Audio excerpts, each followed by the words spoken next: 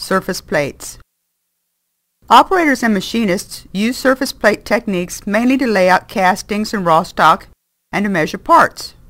Inspectors use them for the same purpose, but mostly for making dimensional measurements.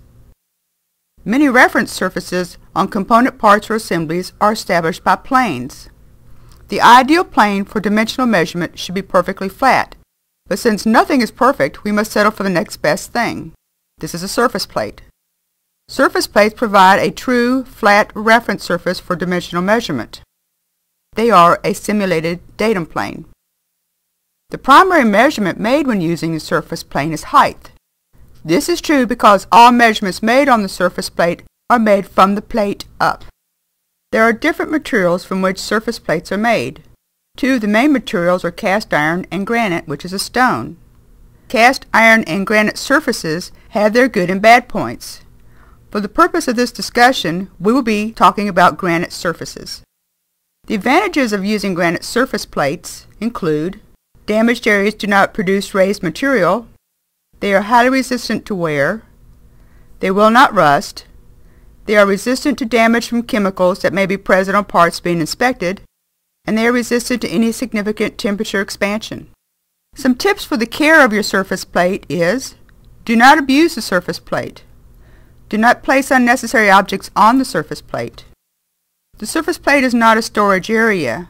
Keep only what you are using at the time on the surface plate. Keep surface plate clean before and after use. And keep the surface plate covered when not in use.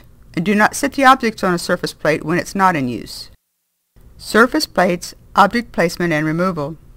When placing an object on a surface plate, bring the object to be placed on the surface to the edge of the plate and rotate the part up onto the plate, then slide it across the plate.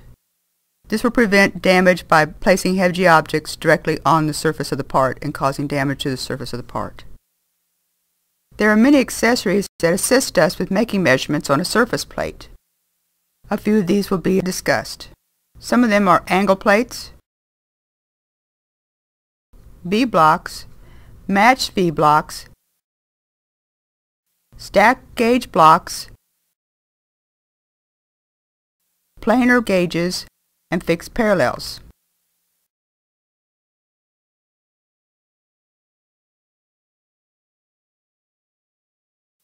Angle plate, sometimes known as a knee, renders a dimension that must be located by three perpendicular planes. This plane is an approved datum plane. V-blocks support round work for layout and inspection.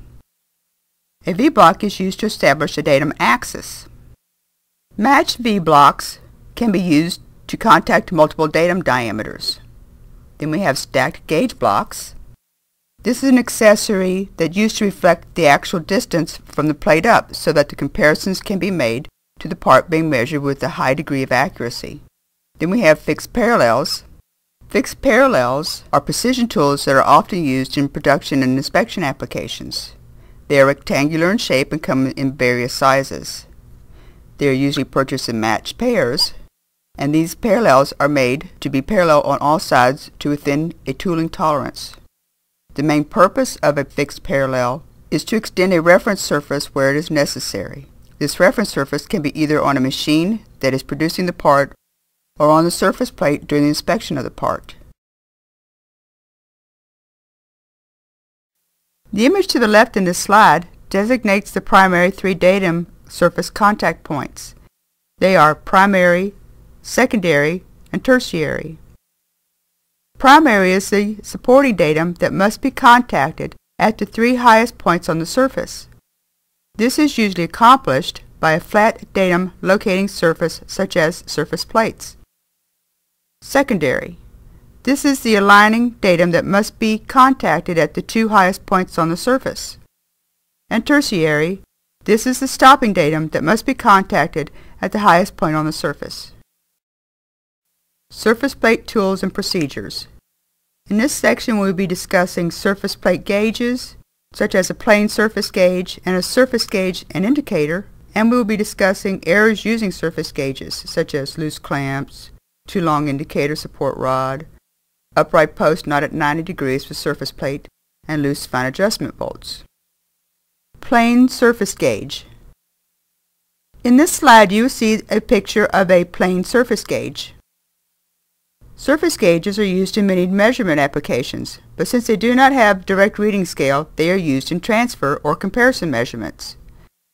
In this image you will see a spindle, scrabber lock nut, scrabber nut, scrabber, rocker, rocker adjusting screw, gauge pin, spindle, lock nut, and base.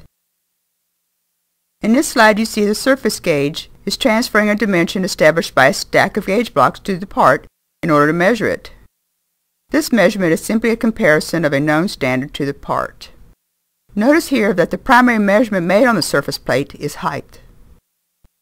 In this slide we will discuss the steps on how to make a direct measurement. Remember, this is a linear measurement. Here you have the surface plate as the starting point or surface datum A. Next, rest the tip of the indicator on the surface plate and, using the fine adjustment knob, set 0 on the indicator. Next, read the vernier scale on the height gauge and write down the reading. A vernier scale is a small, movable, graduated scale used for measuring a fractional part of one of the divisions of a fixed scale. Next, raise the indicator and rest the tab surface. Again, using the fine adjustment knob, set it again on the indicator. Then take a second reading on the vernier scale and write it down. The actual dimension of the part is the difference between the highest and lowest readings taken. Surface plate hand tool errors. There are several errors that can be made when using hand tools, such as the hand tool can be miscalibrated, it can be dirty, or it can be worn. Also, a tool can be held for an extensive period of time, causing the tool to read incorrectly, and there can be burrs on the tools. Another problem that causes hand tool measurement errors is improper training, which can lead to the tool being misread or read at a wrong angle. There can be incorrect manipulation of the tool, and also there can be a tool that is out of round. Surface plate measurement errors. Next will be listed some errors that can happen when using a surface plate.